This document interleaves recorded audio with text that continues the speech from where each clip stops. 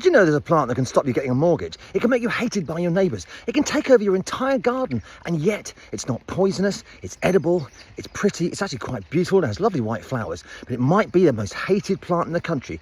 Bit unfair in my view. Welcome to the world of Japanese knotweed. Hello sausages. I forgot to say hello sausages, so this is me saying hello sausages. Now on with the film. Now, why is this plant so hated? It's because it is almost impossible to kill, and it goes mad and it grows absolutely everywhere.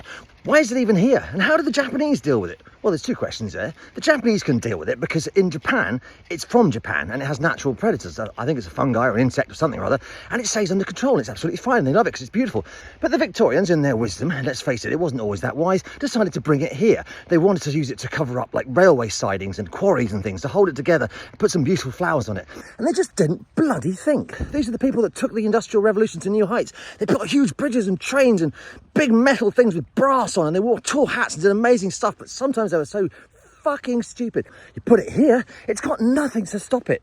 To say this plant is invasive is like saying that Genghis Khan was a mildly overzealous tourist. It is the horticultural equivalent of a panzer division. If you don't know what you're doing with this stuff, it can literally take your garden. And as I say, it can seriously devalue your house. But like all these things, it's not the plant's fault. The plant's not a bastard. I actually kind of admire it. I admire it the same way I admire rats. It just doesn't give up. It keeps on going. It's very tough and it absolutely will not stop, like the Terminator. Except Sarah Connor had a considerably easier time getting rid of the Terminator than this fucking thing.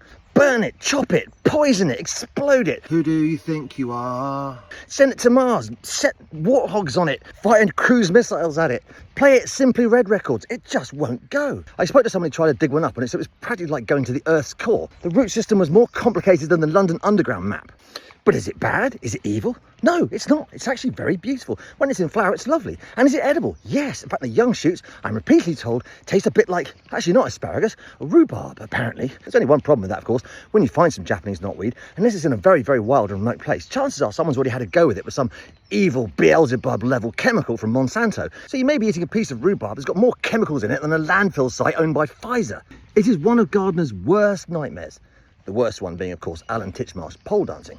So it's an invasive plant. What do you think about invasive plants? Well, listen, if we turned on every single invasive plant, we wouldn't have apples, we wouldn't have damsons and sloes, we wouldn't even have fucking rhubarb. Now, it's quite an easy thing to identify, even when it's not in flower. These great big leaves, sort of big, sort of spade-shaped leaves with these deep recesses. They're dark in the middle and they're sort of light at the edges, but also it's got these characteristic red stems. Now, there's another plant which is quite similar, it's called Russian vine. It's got slightly smaller leaves, so that's the way you can tell the difference.